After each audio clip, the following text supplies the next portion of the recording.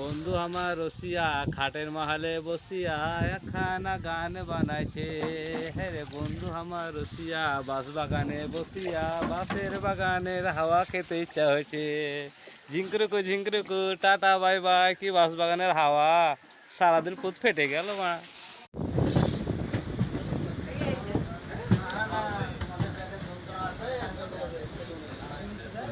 শিয়ালদা ঢুকলো,